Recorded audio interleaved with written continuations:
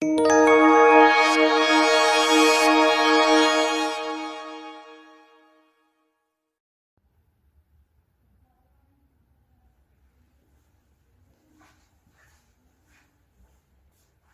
muy buenas tardes, bienvenidos nuevamente a mi conversatorio charla jurídica con Laura Xiomara Rojas, tu abogada.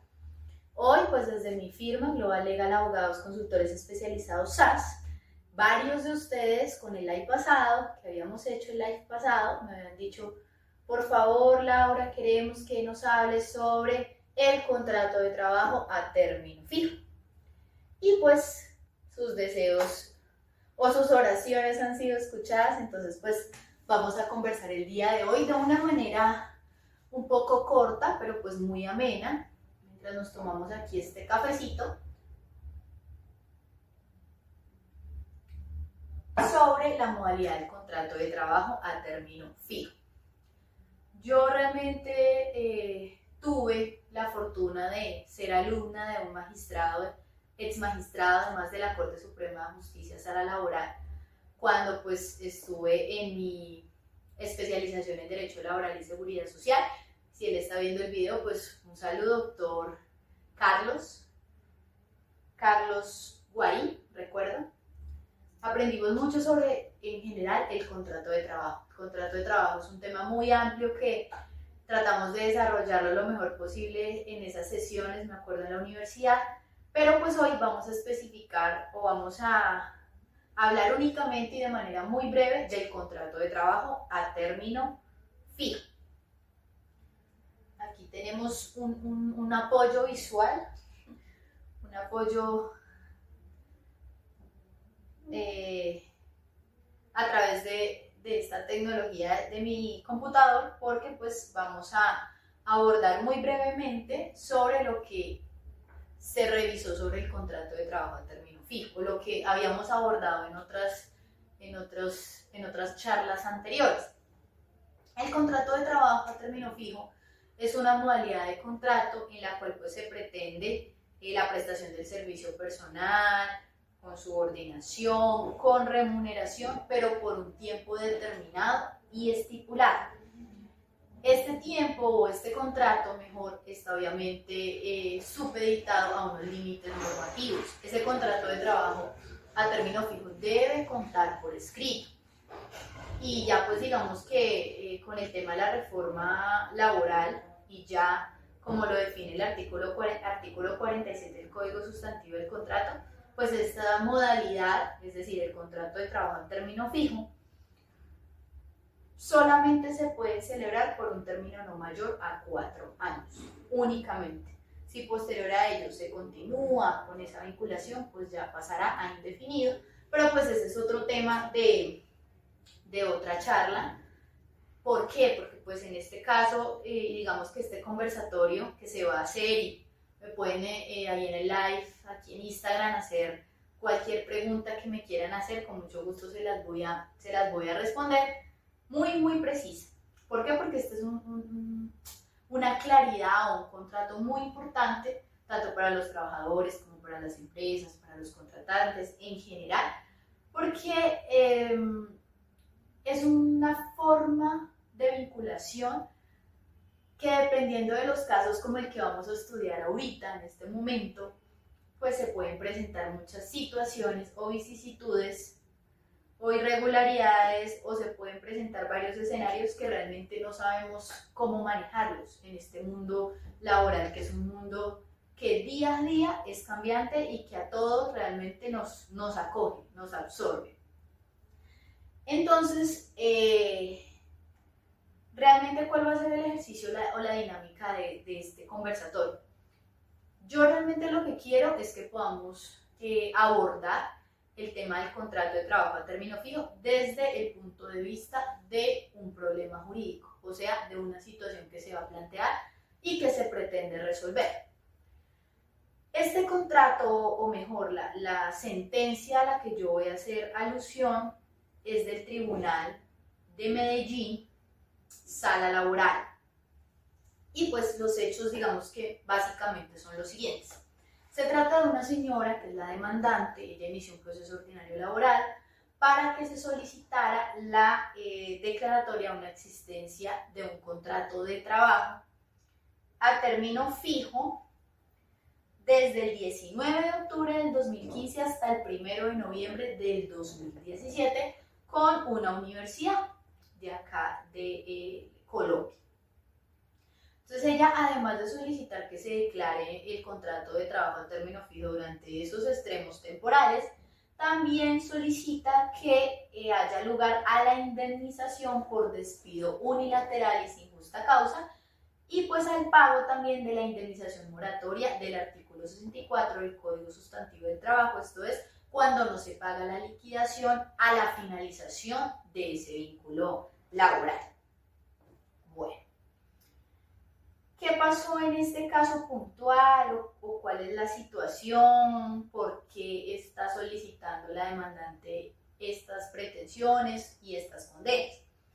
Resulta que ella inició efectivamente a laborar en la fecha en la que se indicó, pero, es decir, desde el 19 de octubre del 2015, pues resulta que la señora, previo a finalizar el contrato, o sea, a la terminación del contrato a término fijo, que era el 18 de octubre de 2017, ella tuvo un tema médico complejo porque sufrió una caída, desarrolló un esguince y pues producto de ello tuvo que ser objeto de incapacidades, o sea, ella le empezaron a realizar incapacidades médicas pues debido a esa situación de salud.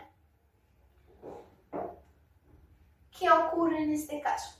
Lo que ocurre es que a la señora, ella dice que el contrato debería haberse continuado, es decir, no haberse finalizado, porque ella tenía un estado, una estabilidad reforzada, pero además porque no se había surtido el preaviso en los términos que debía hacerse. Como bien lo indiqué, el contrato a término fijo se debe constar por escrito, pero también en caso de que no se desee prorrogarlo, se debe enviar un preaviso con antelación no mayor a 30 días sobre esa intención de no prorrogar el contrato, porque si no, continúa la prórroga automática. Entonces lo que dice la demandante es que el preaviso no cumplía con los requisitos, pero vamos a revisar realmente y vamos a desarrollar las consideraciones o cómo de verdad se debía abordar o resolver este problema jurídico. Efectivamente, la señora pues inició a trabajar el 19 de octubre del 2015, ella desarrolló el esguince que les comento y pues obviamente se vio afectada seriamente su salud. El contrato finalizaba el 18 de octubre del 2017 y antes de los 30 días del vencimiento del plazo, la empresa, o sea en este caso la universidad, informó de la intención de no prorrogar el contrato. Sin embargo, la universidad sí continuó pagando los subsidios de incapacidades pues, por el estado médico que tenía la señora. No finalizó el vínculo en ese momento, es decir, el 18 de octubre del 2017 que finalizaba el contrato, no se finalizó porque la señora en ese momento tenía un estado médico y pues era beneficiaria del fuero de estabilidad reforzada por salud, que ya obviamente es ampliamente regulado por la Corte Constitucional, por la Corte en su sala laboral, Corte Suprema de Justicia, Sala de Casación Laboral, así como en el bloque de constitucionalidad y también el control de convencionalidad.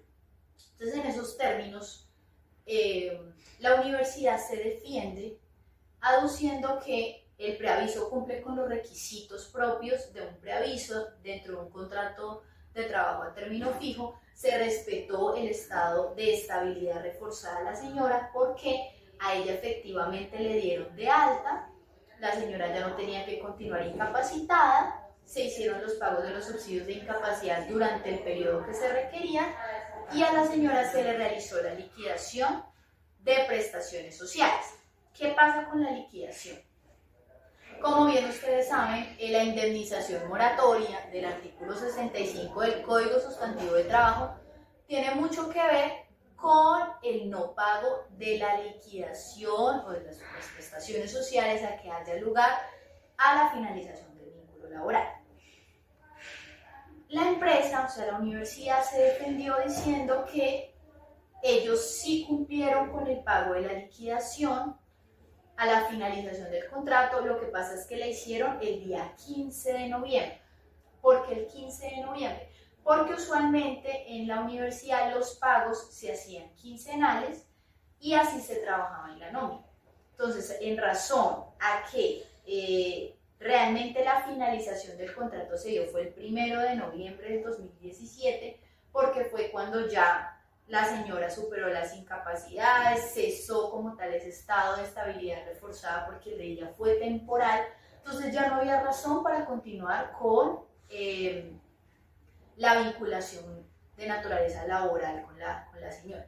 Entonces, esos fueron los argumentos de la parte demandada, en este caso de la universidad, para decir que no había lugar a declararse o a acceder a las pretensiones que se exigían, esto es a la declaratoria del contrato de trabajo a término fijo, en los términos que se pactaron por la demandante, ni tampoco al pago de las indemnizaciones por despido sin justa causa y por la indemnización moratoria. Ahora bien, ¿cuáles fueron las consideraciones del Tribunal de Medellín en la sala laboral? El tribunal confirmó la sentencia de primera instancia que negó en su totalidad las pretensiones de la demanda, aduciendo lo siguiente. Indicó que efectivamente el preaviso cumplía con los requisitos propios de esta comunicación, se efectuó dentro de los términos establecidos, cumplía con cada una de las formalidades, el escrito tenía cada uno de los puntos que debía contener. También indicó que se respetaron las garantías de la trabajadora en ese momento, en atención pues a lo dispuesto en el Código Sustantivo del Trabajo, la Constitución Política, el bloque de constitucionalidad, de convencionalidad.